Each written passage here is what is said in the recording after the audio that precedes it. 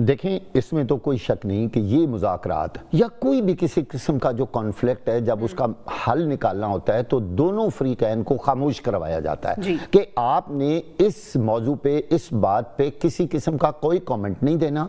इसमें तो वैसे कोई शक नहीं है कि हुकूमत के जो अहम तरीन वुज़रा हैं उन्होंने जलती के ऊपर तेल डाला है। ये बात तो सही है, वो बार बार मुज़ाकरात के खिलाफ बातें करते रहे, जिसकी वजह से कॉन्फिडेंस शेक हो गया है। मतलब पीटीआई के ज़हन में आया कि इसका मतलब ये सीरियस नहीं है, ये करना कुछ नहीं चाहते, तो हमें मुज़ाकरात करके और शर्मिंदगी ना उठानी पड़े।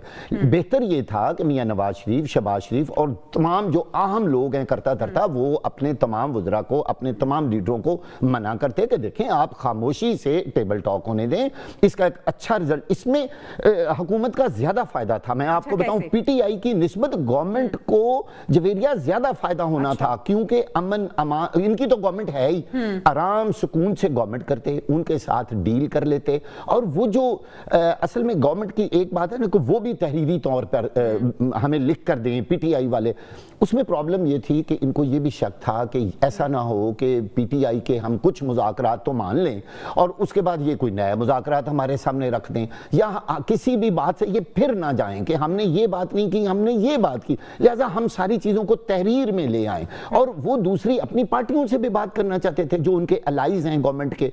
इस चीज़ पे पीटीआई को वैसे इतराज़ करना ही नहीं चाहिए था, बिल्कुल रिटर्न दें, टेबल पे बैठते, लेकिन गवर्नमेंट के को बिल्कुल खामोशी इख्तियार करनी चाहिए थी।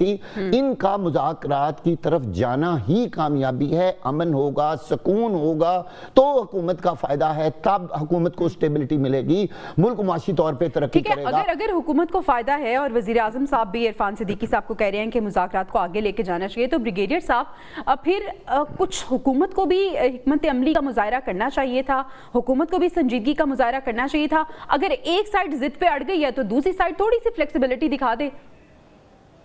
देखिए, अभी हो सकता है, जो मेरी अपनी जस्ट पर्सनल असेसमेंट है, गवर्नमेंट ये कह सकती है कि 9 बजे तो क्योंकि बहुत लेट हो गया, सारे केसेस फाइनल हो गए हैं, सजाएं हो गई हैं, ये हो गया वो, और हम अगर मैक्सिमम ट्राई कर सकते हैं तो जो कोर्ट बेल है, बेल की प्रोसेस में केसेस एक्सट्राइड कर सकते हैं, बाकी अप टू द कोर्ट्स।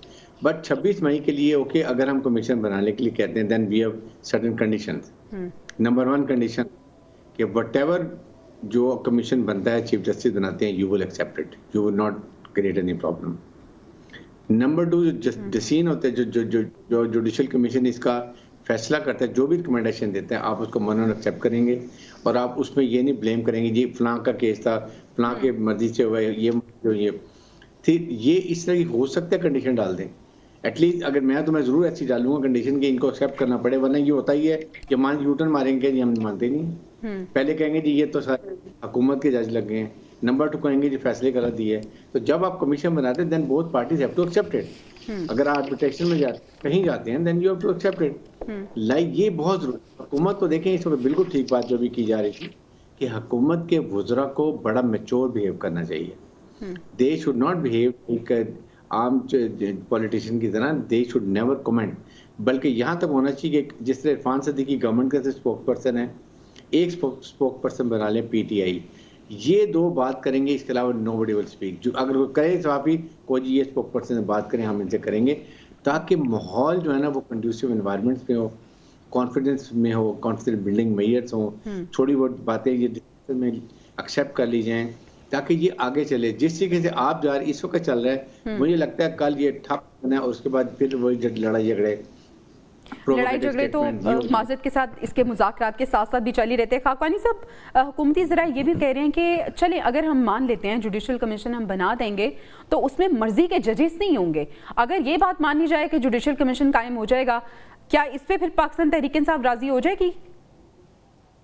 देखिए, मर्जी के जजेस पीटीआई के ना हो तो मर्जी के जजेस हुकूमत की भी ना हो।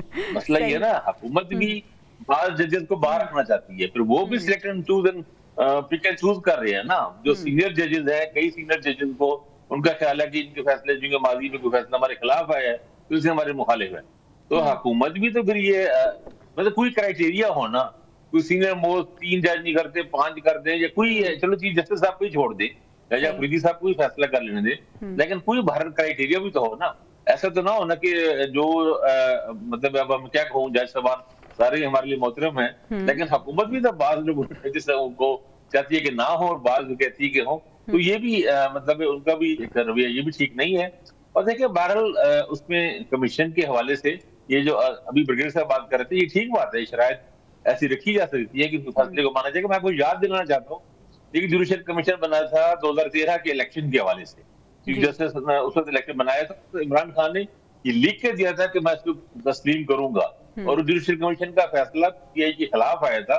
उन्होंने कहा था कि ऑर्गेनाइज धांधली के सबूत नहीं मिले और इमरान खान को फैसला मानना पड़ा था। बल्कि खान साहब को भी ये याद है, उन दिनों 2015 की बात है, स्टेटमेंट उन्होंने की थी कि अब मैं केपी पे फोकस करूंगा और ये वो लग रहा था ऐसे कि पॉलिटिक्स फॉर द टाइम भी खत्म हो गई है।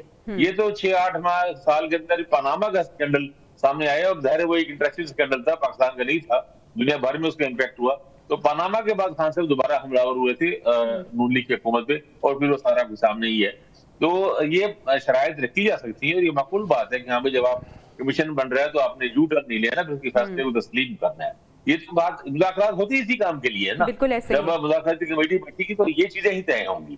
तो ये ठीक है, तजवीज तो सामने आए ना, कहीं आगे बढ़ जाओ, 26 नवंबर का ही अनाउंस कर दे ब्रिगेडियर साहब को। ये बात ठीक है कि चले 9 मई की थोड़ा देर हो गई है, और अच्छा 9 मई को भी बनाया जा सकता है। अगर 9 मई का देखें, ठीक है खाकानी साहब, आपका पॉइंट आ गया।